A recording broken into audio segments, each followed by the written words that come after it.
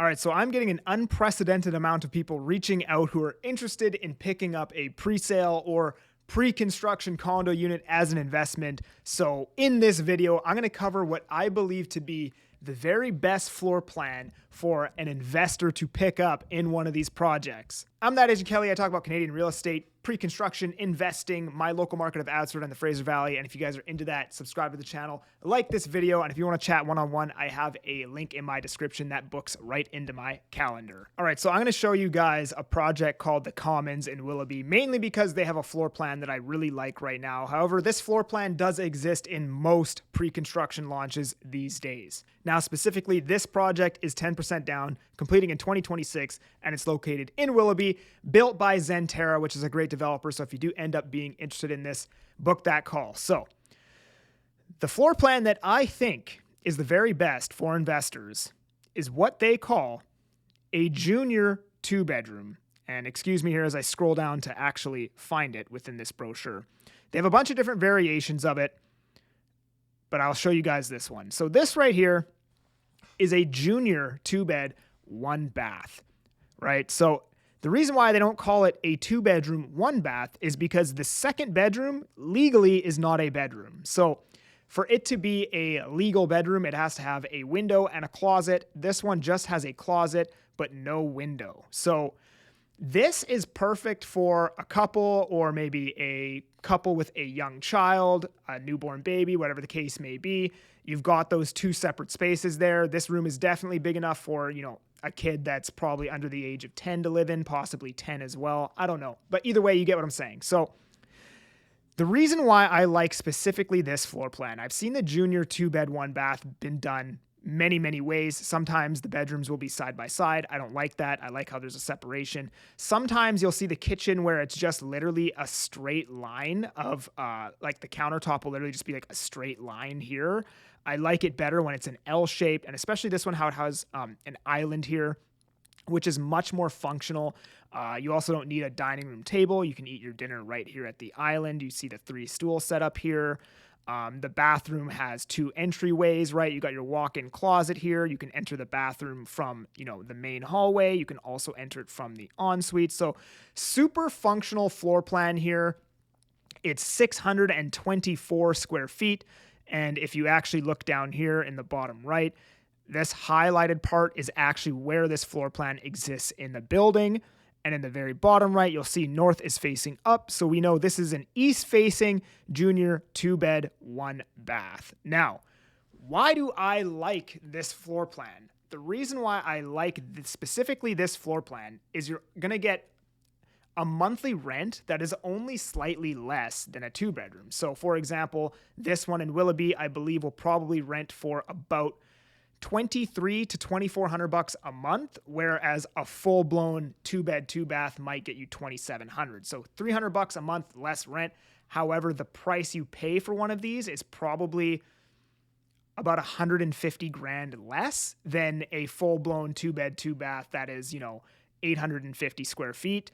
And that's going to knock probably $800 to $900 a month off your mortgage, but you're only getting $300 to $400 less in rent. So your cash flow is really, really good with this floor plan.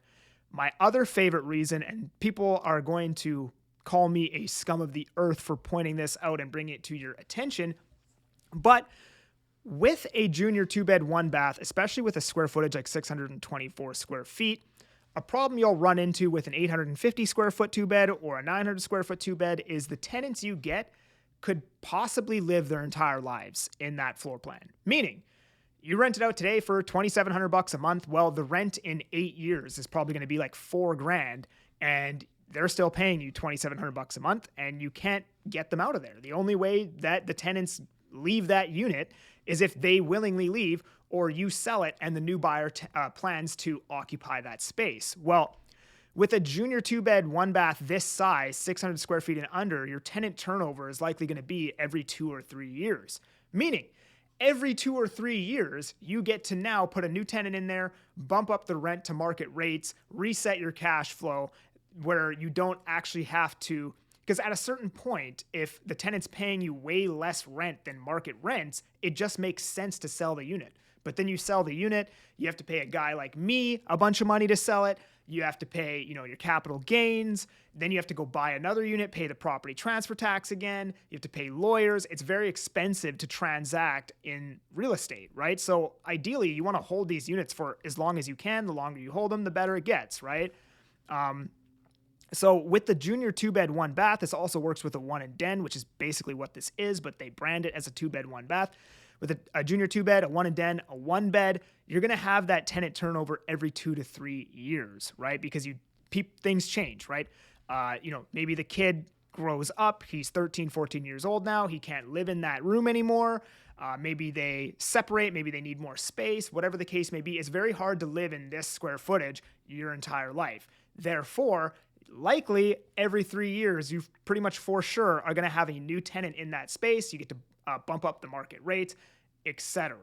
So if you're looking to purchase a pre-construction unit as a investment, I always recommend people, get the 2-bed and get the units that are like 650 square feet or less.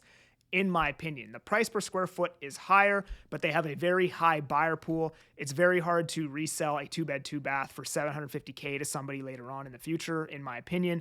Whereas the buyer pool for units like this is always going to be very high. First-time home buyers, it's always going to be applicable to them. And your cash flow numbers are going to be the best. Like right out the gate, the cap rates on these are a lot better than a 2-bedroom. But also, if you spread it out over the course of 10 years, your cap rate is going to far exceed what you would get with a 2-bed, 2-bath because your tenants are going to live in those 2-bed, 2-baths on average a lot longer than a unit like this or a 1-bed, etc. Now, if you are looking to pick up something like this, I have this project. I also have a Surrey Central high-rise that has a 4.5-year long completion, and it's only a 10% deposit. I believe it's the first high-rise ever where we live that has launched at a 10% deposit. So you put down 10%, pay absolutely nothing for 4.5 years. Terms are amazing. Builders, Qualico, they've been building for over 50 years. So if you're looking to pick up specifically a pre-construction unit, I've got a couple great opportunities right now. 50% of my business is pre-construction. This is my specialty. This is what I do.